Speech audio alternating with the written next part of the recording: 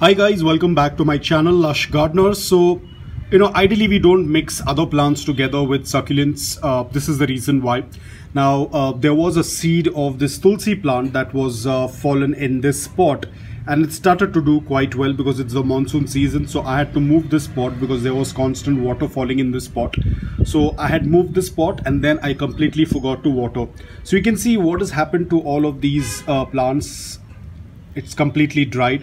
Over here as well, it's turned completely dry and crisp. You can see this, but you can see our succulents are quite happy.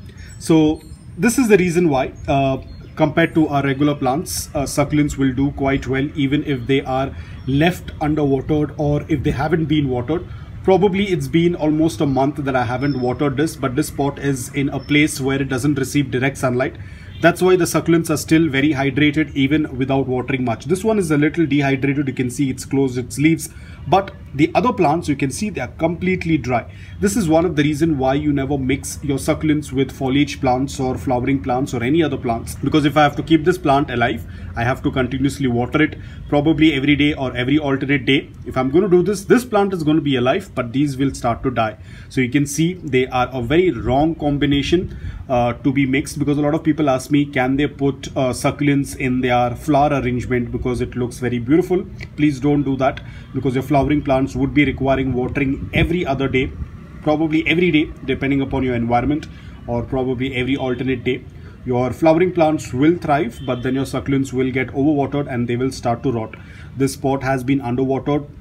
There has been no water given.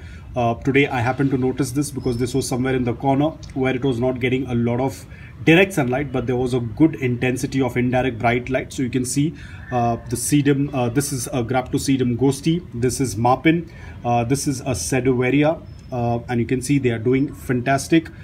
Even with less watering, they are slightly closing inwards, but they are not extremely dehydrated. So you can see how much of difference the foliage plants or a regular plant and our succulents have. So we cannot treat our succulents like regular plants by watering them every day. This is a very prime example of what happens when you have two plants that have a different watering requirement. One of them is going to have issues and one of them is going to thrive in underwatering. So guys, I hope that you liked this video. If you did, please hit the like button, and if you're new to my channel, please consider subscribing to it. Until then, take care, stay safe and keep propagating.